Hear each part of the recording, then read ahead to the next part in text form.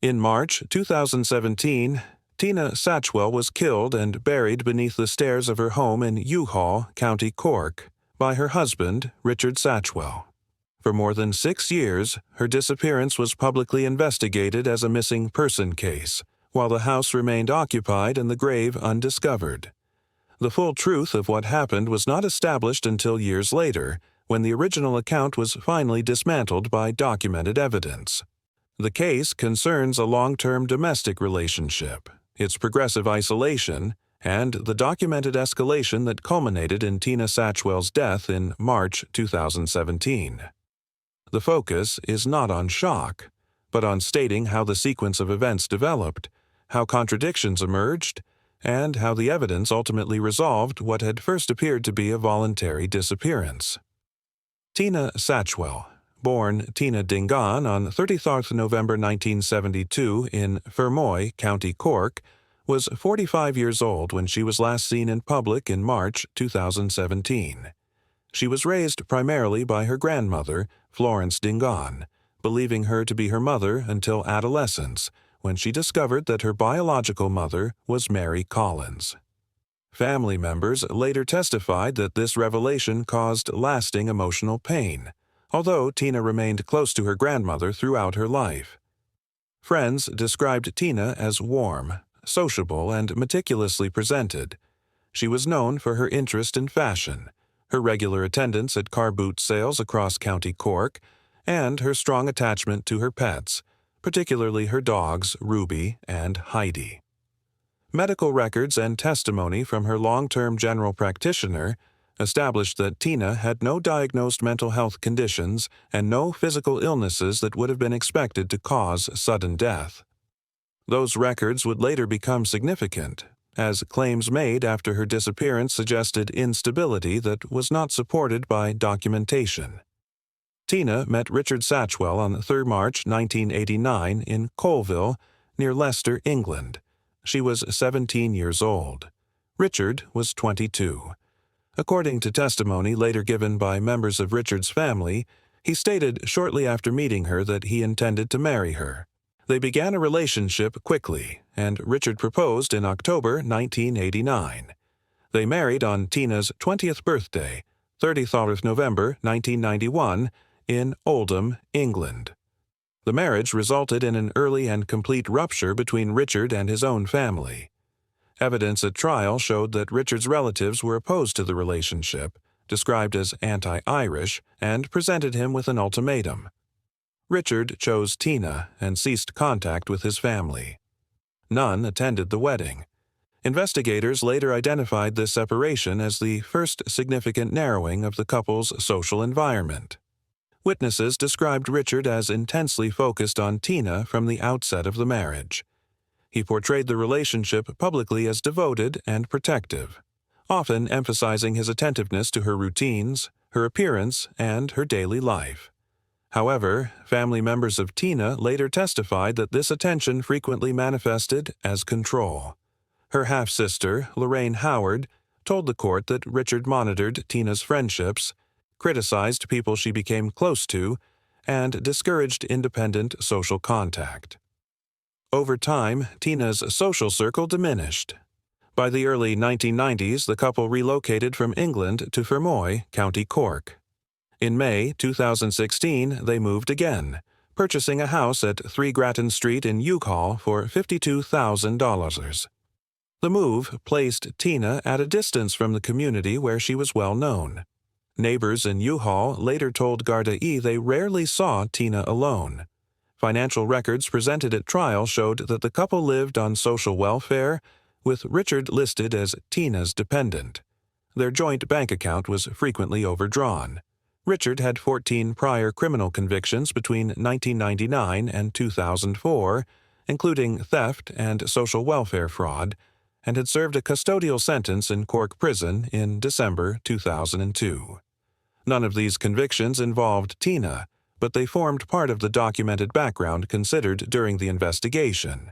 By March 2017, the relationship existed largely in isolation, with few external observers and limited independent verification of daily life inside the house at Grattan Street. That isolation would become central to how the disappearance was first interpreted and how long it remained unresolved. As the marriage progressed, the imbalance in the relationship became more apparent to those who had intermittent access to the couple. Tina's half-sister, Lorraine Howard, later testified that Richard's attention to Tina was constant and intrusive rather than supportive. He wanted to know where she was at all times, questioned her interactions, and expressed suspicion toward anyone she befriended. Friends described a pattern in which Tina would form a connection, only for Richard to find fault with that person until the relationship faded. Over time, Tina's independent social life narrowed significantly. Despite her outward presentation as cheerful and sociable at car boot sales and community events, witnesses stated that Tina was privately reserved and conflict avoidant. She did not confront Richard directly. Instead, she adapted by limiting contact with others and spending more time at home. Investigators later noted that this pattern aligned with gradual isolation rather than sudden withdrawal. There was no evidence that Tina planned to leave the relationship permanently, nor any documentation of preparations consistent with voluntary disappearance. Richard, by contrast, presented himself as indispensable. In multiple later media interviews, he described routines that positioned him as caretaker and guardian of Tina's physical well-being. He emphasized bathing her, selecting clothing, and managing household tasks. At trial, the prosecution argued that these descriptions reflected control rather than care. No independent witnesses confirmed these routines. Tina's medical records did not indicate any condition requiring such assistance. In 2012, Tina's brother Tom died by suicide. Family members testified that this loss deeply affected her. However, contemporaneous medical records showed no psychiatric diagnosis or referral following his death. Tina purchased a Chihuahua, Ruby, in 2014, which relatives stated helped her cope with grief. Investigators later emphasized that grief alone did not support claims that Tina became violent, unstable, or incapable of functioning independently, assertions that would later be made by Richard after her disappearance. By the time the couple moved to Youghal in May 2016, Tina's world had contracted further. Former neighbors in Fermoy described her as well-known and warmly regarded. In Youghal, neighbors reported limited interaction. Tina was rarely seen without Richard, and there were no close friendships documented locally. Garda E later identified this period as one in which Tina became almost entirely dependent on the domestic environment for daily interaction. Financial strain compounded the isolation. Bank records demonstrated frequent overdrafts and reliance on welfare payments. Richard was recorded as Tina's dependent, despite being physically capable of employment. Investigators later noted that this arrangement placed financial control largely in Richard's hands. Tina's income, welfare status, and daily movements were intertwined with his. In the months leading up to March 2017, there was no evidence of marital separation, legal consultation, or independent financial planning by Tina. She continued to buy clothing, attend car boot sales, and care for her animals. Messages recovered later did not indicate preparations to leave permanently. Friends testified that while Tina sometimes expressed feeling trapped, she also expressed fear that Richard would follow her if she tried to leave. This context shaped how Garda E initially assessed her disappearance. The absence of documented conflict, visible injuries, or prior reports of domestic violence contributed to early assumptions that Tina had left voluntarily. At the same time, the long-term pattern of isolation meant that few people could reliably account for her movements in the days immediately before she vanished. That lack of external visibility would prove critical once Tina was last seen alive. By early 2017, the dynamic within the Satchwell household showed a consistent pattern rather than a sudden deterioration. Garda E later noted that there was no evidence of an acute crisis immediately preceding Tina's disappearance. Instead, the relationship exhibited gradual escalation marked by control, monitoring, and Tina's increasing withdrawal from independent social contact. In the weeks before March 2017, Tina continued her normal routines. She attended car boot sales regularly, maintained contact with family members, and showed no signs of preparing to abandon her life. Friends testified that she spoke frequently about future plans involving her dogs and upcoming sales. There was no evidence of packed belongings, closed accounts, or farewell messages. Her clothing purchases during this period suggested continuity rather than departure. On Sunday, 19th of March 2017, Tina and Richard attended a car boot sale at Carrigdhu Hill, County Cork, approximately 35 kilometers from their home in Youghal. Witnesses described Tina as being in good spirits. She purchased a black jacket, a dress, and perfume. She spoke with her friend John Keoghan, who later testified that she appeared relaxed and engaged. When he jokingly suggested she might meet another man, Tina responded that she had one man only and would not touch another man. This interaction was the last confirmed sighting of Tina by anyone outside her household. Investigators later emphasized the importance of this encounter. Tina's demeanor was consistent with her established personality. There were no statements indicating fear, imminent flight, or emotional crisis. No witness recalled arguments or tension between Tina and Richard at the event. According to Richard's later account, the following morning, Monday 20th of March 2017, began normally. He claimed that he prepared Tina breakfast at approximately 9:20 a.m., consisting of tea, toast, fruit, and yogurt. He stated that Tina asked him to drive to Dungarvan, approximately 30 kilometers away, to purchase fish and parrot food. Richard said he left the house between 10 and 10:30 a.m. and returned around noon. Richard claimed that upon returning, Tina was gone. He stated that 2 suitcases were missing, along with $26,000 in cash that he alleged was stored in a box in the attic. He said he assumed Tina had left voluntarily to clear her head and believed she might be staying with family in Fermoy. He did not contact Gardaí that day. In the days immediately following, Richard made no missing person report. When he eventually spoke to Gardaí on Friday, 24th of March 2017, he maintained that Tina had left of her own accord.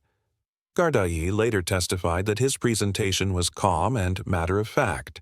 There was no urgency or visible distress. On that date, the case was treated as a routine inquiry involving an adult who had chosen to leave home. At that stage, there was no confirmed evidence contradicting Richard's account. Tina's absence was unexplained but not immediately suspicious.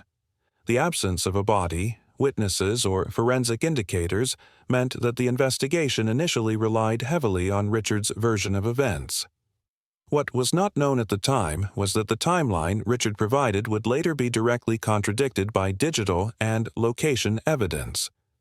Nor was it known that his actions in the days following Tina's disappearance would begin to undermine his claims of uncertainty and hope for her return.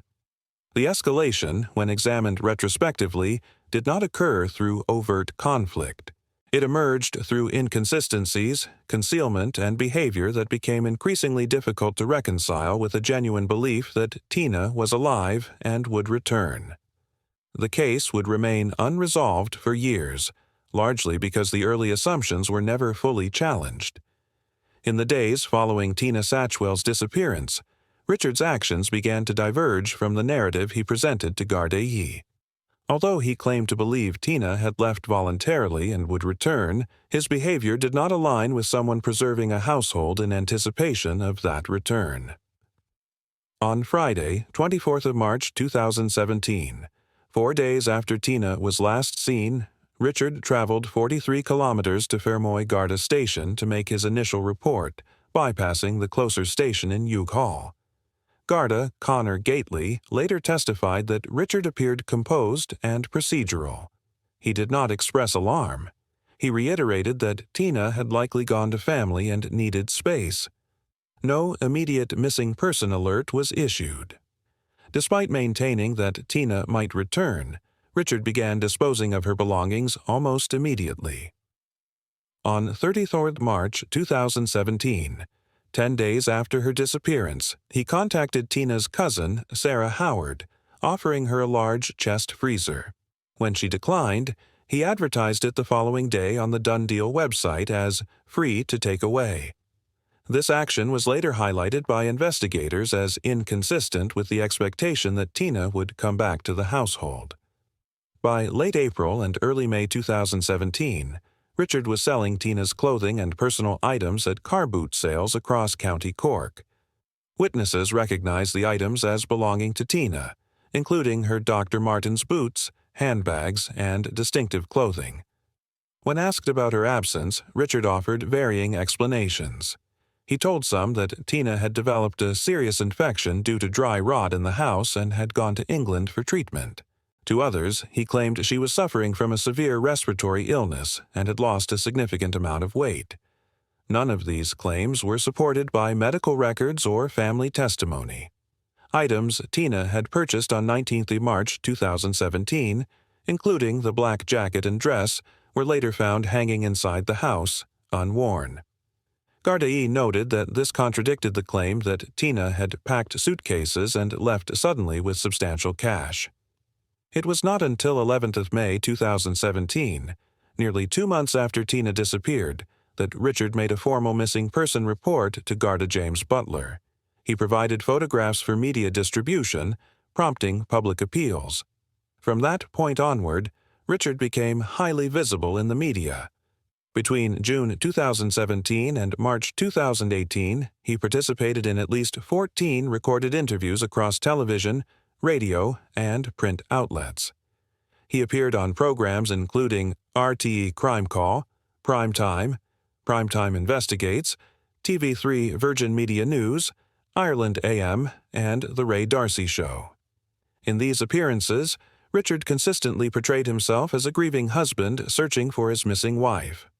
On 25th of July 2017, during a televised Crime Call appeal, he looked directly into the camera and pleaded for Tina to come home, stating that nobody was angry with her and that her pets missed her. At the same time, Richard advanced a parallel narrative to Gardaí and the media. He suggested that following the death of her brother in 2012, Tina had become unstable and violent. This assertion was later directly contradicted by testimony from family, friends, and Tina's general practitioner, all of whom stated there was no history of violence, psychiatric illness, or behavioral instability. Investigators later characterized Richard's conduct during this period as performative and inconsistent.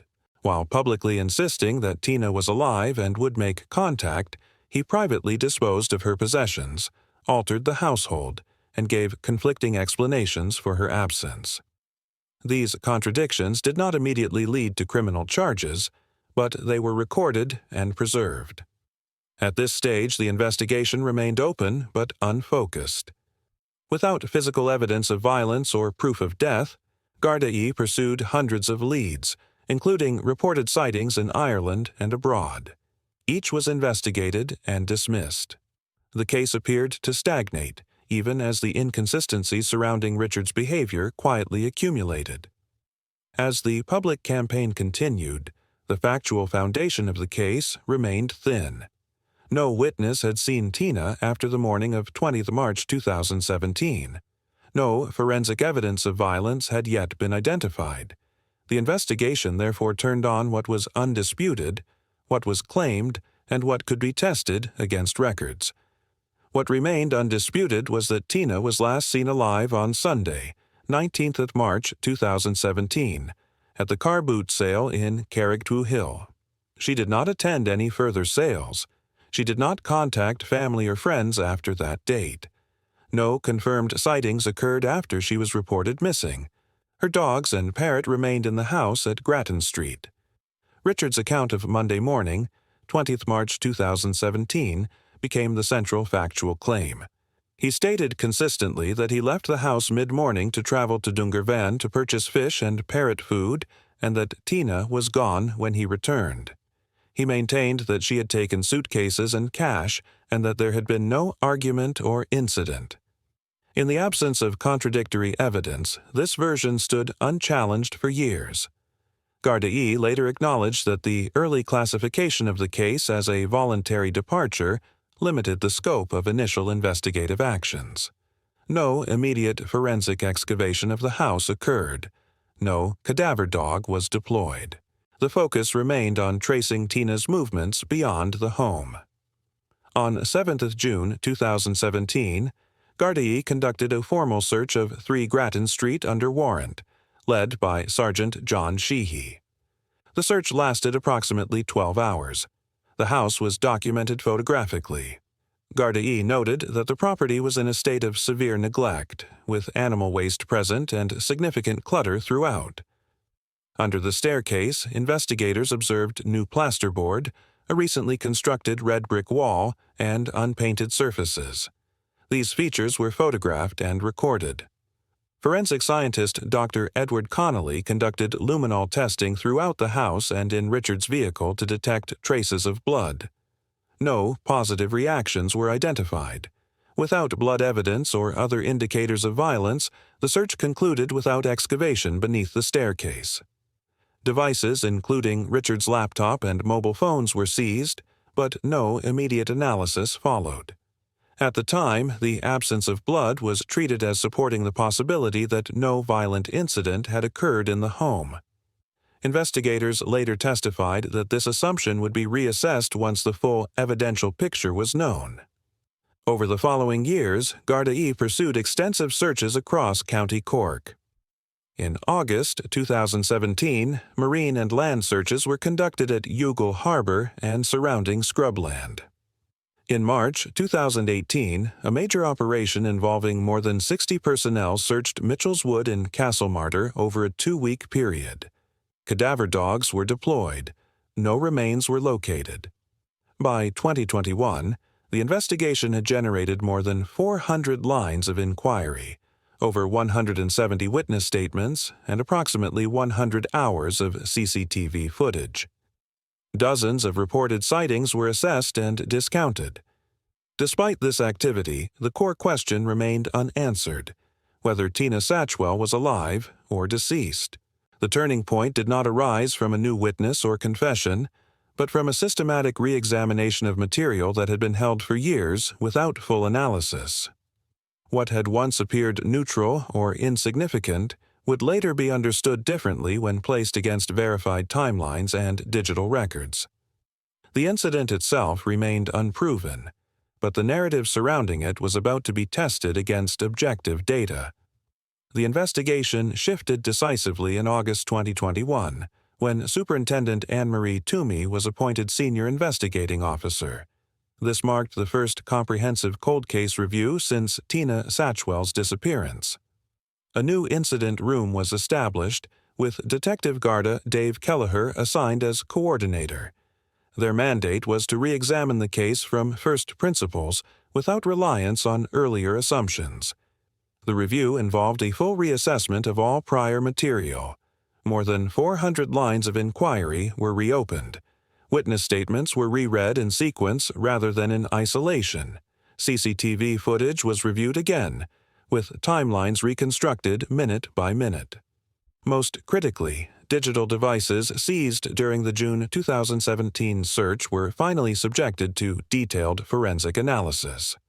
When Richard Satchwell's laptop was examined in late 2021, investigators identified a search conducted on Friday, 24 March 2017. The same day, he reported Tina missing. At 9:08 p.m., the laptop had been used to search for quicklime.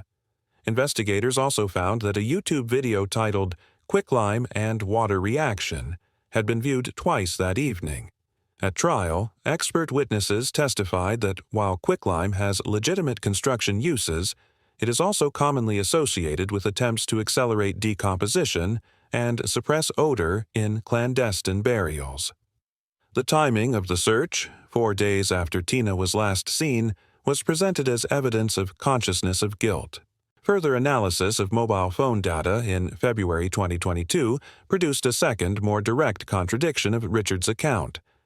Location data and CCTV footage from U-Haul Post Office showed Richard collecting social welfare payments at approximately 11:10 a.m. on Monday, 20th of March 2017. This placed him in U-Haul, not traveling to Dungarvan as he had claimed.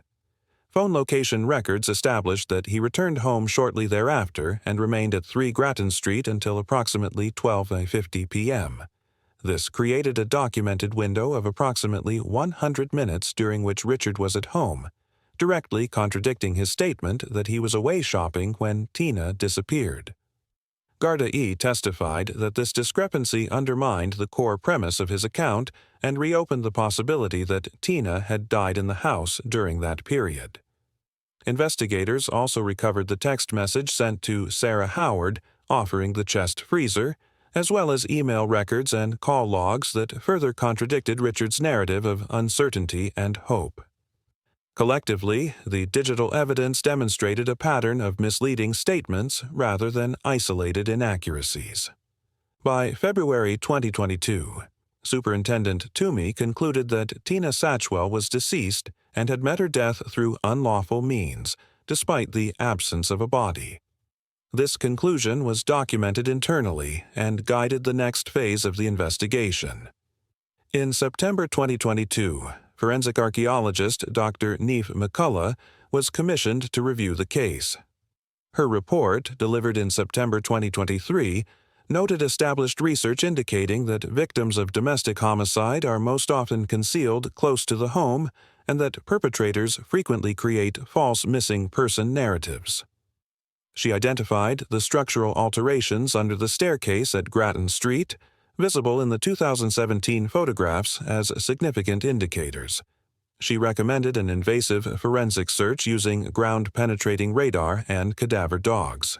This recommendation reframed the house not as a neutral location, but as the most likely site of concealment. Garda E. prepared to act on that assessment. On the evening of 10 October 2023, Garda E. returned to 3 Grattan Street, U-Haul, with a full forensic operation. Building contractors, excavation equipment, and specialist personnel were deployed. Richard Satchwell was arrested at approximately 5 p.m. on suspicion of murder and removed from the property. The search commenced immediately.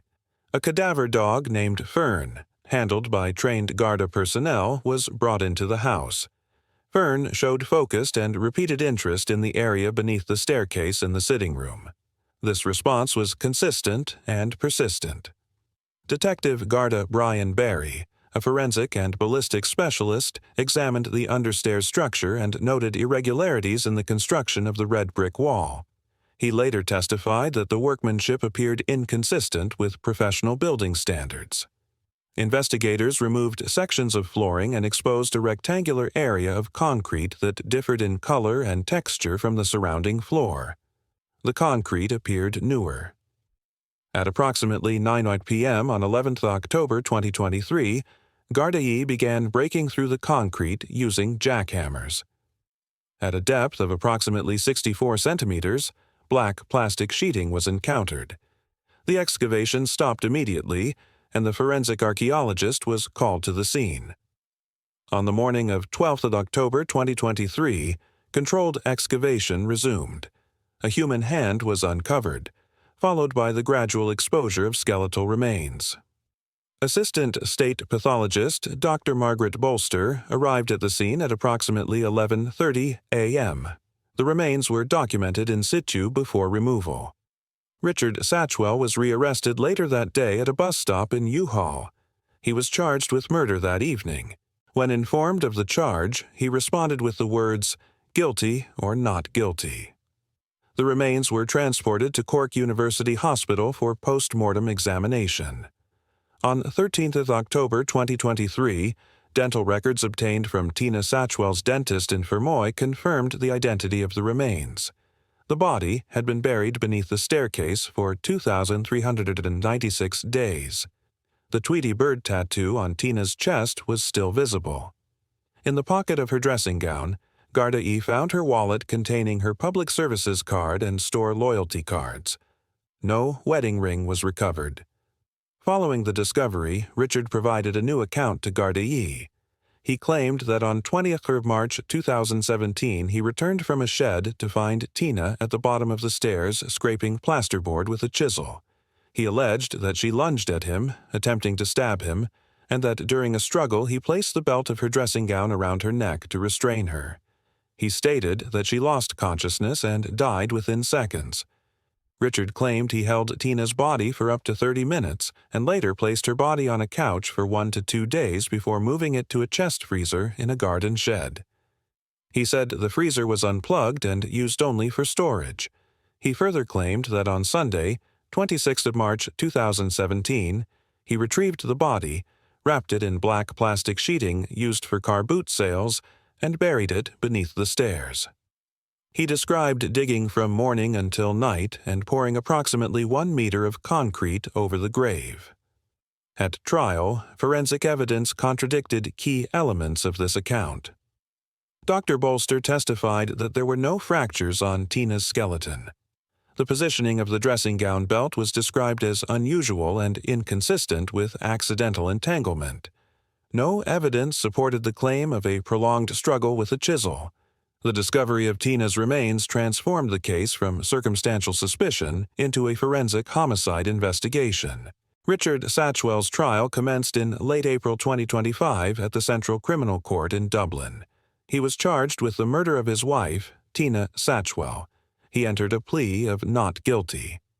The trial lasted 23 days and involved testimony from more than 50 witnesses, including Garda investigators, forensic experts, medical professionals, family members, and civilians who had interacted with Richard in the years following Tina's disappearance. The prosecution, led by senior counsel Geraldine Small, framed the case around sustained deception and concealment rather than a spontaneous act. The jury was presented with a chronological reconstruction of events beginning in March 2017, supported by documentary, digital, and forensic evidence. The prosecution argued that Richard had created and maintained a false narrative of voluntary disappearance while actively concealing Tina's body within the home. Key evidence included the laptop search for quicklime conducted on 24th of March 2017, 4 days after Tina was last seen, and the viewing of a video demonstrating its chemical reaction with water. Expert witnesses explained the relevance of quicklime in attempts to manage decomposition and odor. The prosecution submitted that this search demonstrated awareness of death and an effort to conceal remains. CCTV footage and mobile phone location data were central to the case. Garda witnesses demonstrated that Richard was present in Youghal on the morning of 20th of March 2017, contradicting his claim that he had traveled to Dungarvan. The documented 100-minute period during which he was at home was presented as the most likely window during which Tina died. The jury was also shown evidence of Richard offering the chest freezer for disposal shortly after Tina's disappearance and selling her belongings while simultaneously asserting that she would return. Perhaps the most striking evidence came from Richard's own media appearances. 14 video clips were played in court, showing his public appeals for Tina's return. The prosecution argued that these appearances were calculated performances designed to reinforce a false narrative and deflect suspicion. Garda witnesses testified that Richard had refused a lie detector test when one was offered publicly, despite previously stating he would take one. The defense, led by senior counsel Brendan Grehan, argued that there was no intent to kill and that Tina's death occurred during a sudden confrontation. The defense relied on Richard's post-arrest account, asserting that he acted in self-defense and panicked after Tina's death. Richard exercised his right not to testify, and no alternative explanation for the concealment of the body was offered beyond fear and confusion. Forensic evidence undermined the defense position.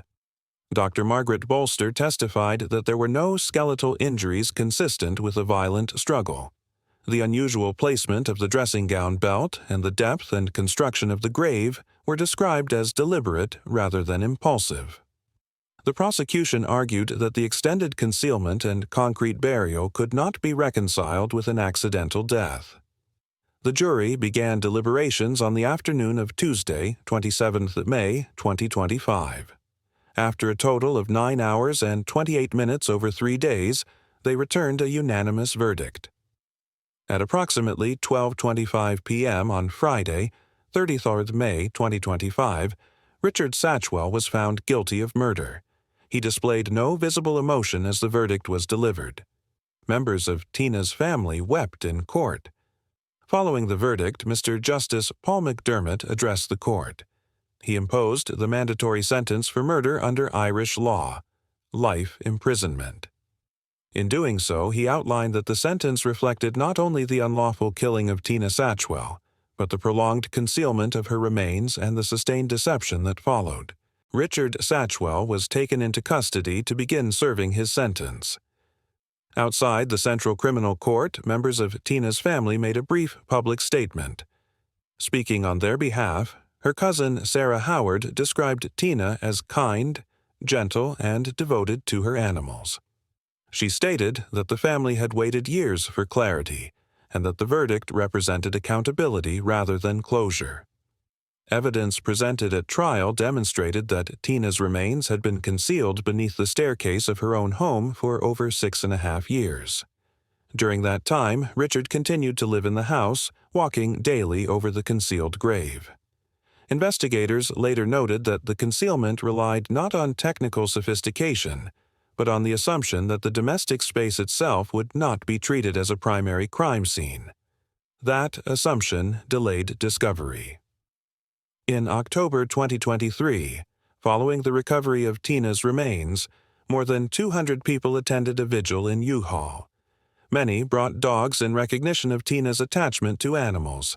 Her ashes were later divided, with one portion buried alongside her brother Tom, and the other with her grandmother Florence, who had raised her.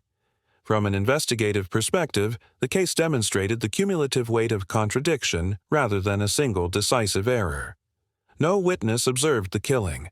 No contemporaneous blood evidence was recovered. Instead, the resolution depended on the alignment of digital records, behavioral evidence, forensic archaeology, and the re-examination of long-held assumptions.